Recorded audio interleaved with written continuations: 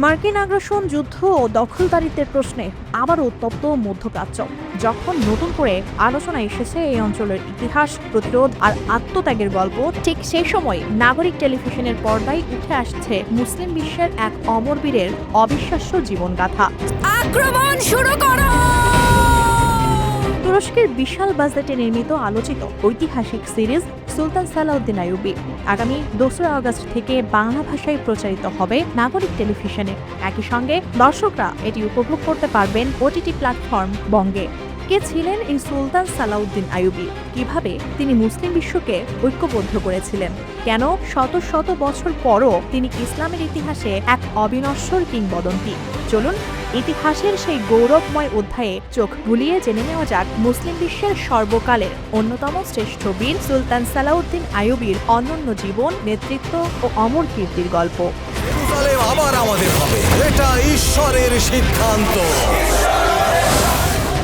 Jerusalem পুনরুদ্ধার করেছিলেন সুলতান সালাউদ্দিন আইয়ুবী, কিন্তু প্রতিশোধের বদলে দেখিয়েছিলেন ক্ষমার মহিমা। পশ্চিমা বিশ্বে যিনি সালাদিন নামে পরিচিত, প্রায় 900 বছর পরেও যার নাম উচ্চারিত হয় বীরত্ব, ন্যায়বিচার ও মহানুভবতার প্রতীক হিসেবে।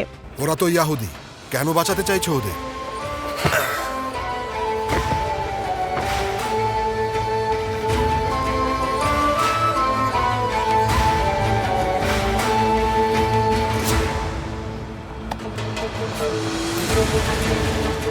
1137 বা 1138 সাল।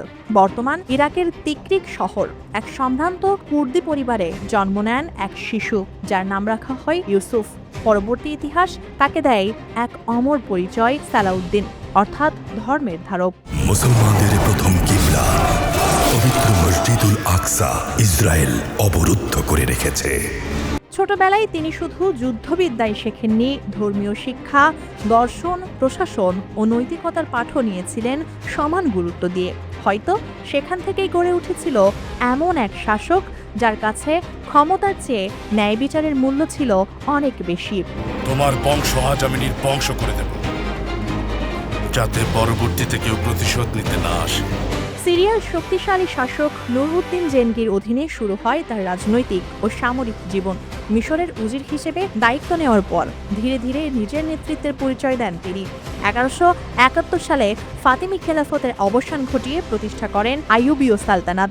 এরপর একে একে মিশর, সিরিয়া, ইয়েমেন ও আশেপাশের অঞ্চলকে ঐক্যবদ্ধ করে তিনি গড়ে তোলেন শক্তিশালী মুসলিম সাম্রাজ্য। কিন্তু তার সবচেয়ে বড় লক্ষ্য ছিল একটাই, জেরুজালেমকে মুক্ত করা।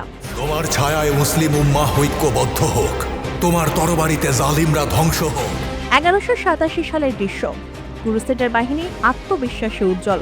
অন্যদিকে সালাউদ্দিন অপেক্ষা করেছিলেন সঠিক মুহূর্তের।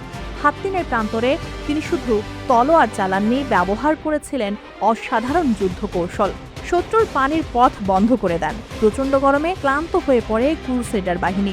অবশেষে শুরু হয় সেই ঐতিহাসিক যুদ্ধ। ফলাফল ক্রুসেডারদের ভয়াবহ পরাজয়।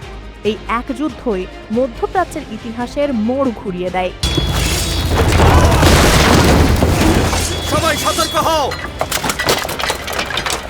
অস্ত্র হাতে নাও। 1187 সালের 2 অক্টোবর অবশেষে জেরুজালেমের দরজা খুলে যায়। 88 বছর আগে যেই নগরী ক্রুসেডারদের হাতে হারিয়েছিল মুসলিম বিশ্ব, সেটি আবার ফিরে আসে সালাউদ্দিন আইয়ুবীর হাতে। কিন্তু ইতিহাসে সবচেয়ে আলোচিত বিষয়টি ছিল বিজয় নয়, বরং বিজয়ের পর তার আচরণ।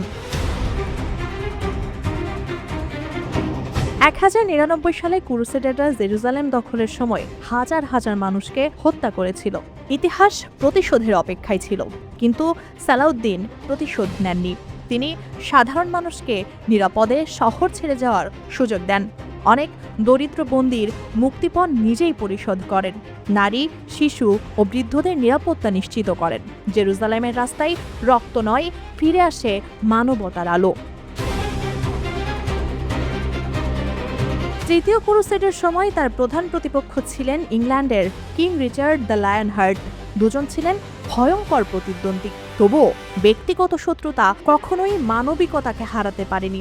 যখন রিচার্ড অসুস্থ হয়ে পড়েন, সালাউদ্দিন নিজের চিকিৎসক পাঠিয়ে দেন, এমনকি নিজের ঘোড়াও পাঠিয়েছিলেন বলে বিভিন্ন ঐতিহাসিক বর্ণনায় উল্লেখ রয়েছে। যুদ্ধ চলেছে, কিন্তু মানবতা থামেনি। ইউরোপীয় ইতিহাসবিদরা সালাউদ্দিনকে বলেছেন আদর্শ নাইট, ন্যায়পরায়ণ শাসক, মহান সেনাপতি, উদার বিজয়ী। পশ্চিমা সাহিত্য, উপন্যাস এবং ইতিহাসের পাতায় তার চরিত্র আজও সম্মানের সঙ্গে আলোচিত হয়। 1193 সালের 4 মার্চ দামেস্কে শেষ নিঃশ্বাস ত্যাগ করেন এই মহান শাসক। উমাইয়া মসজিদের পাশেই তার সমাধি। আজও বিশ্বের নানা প্রান্ত থেকে মানুষ সেখানে যান, একজন রাজাকে নয়, একটি আদর্শকে শ্রদ্ধা জানাতে। ক্ষমতা মানুষকে বড় করে না, চরিত্রই মানুষকে ইতিহাসে অমর করে। সালাউদ্দিন আইয়ুবী শুধু একটি সাম্রাজ্যের প্রতিষ্ঠাতা নন, তিনি প্রমাণ করেছিলেন একজন প্রকৃত বিজয়ী সেই, যিনি শত্রুকেও সম্মান দিতে জানেন। প্রায় 900 বছর পেরিয়ে গেলেও তার নাম আজও উচ্চারিত হয় শ্রদ্ধায়, কারণ ইতিহাস শুধু যুদ্ধের গল্প মনে রাখে না, ইতিহাস মনে রাখে মানবতার বিজয়ও। সুলতান সালাউদ্দিন আইয়ুবী দেখবেন 2 আগস্ট হতে রবি থেকে বৃহস্পতিবার নাগরিক টিভিতে প্রতিদিন রাত 8টা ও রাত 10টায় এবং ডিজিটাল প্ল্যাটফর্ম বঙ্গতে রাত 9টায়।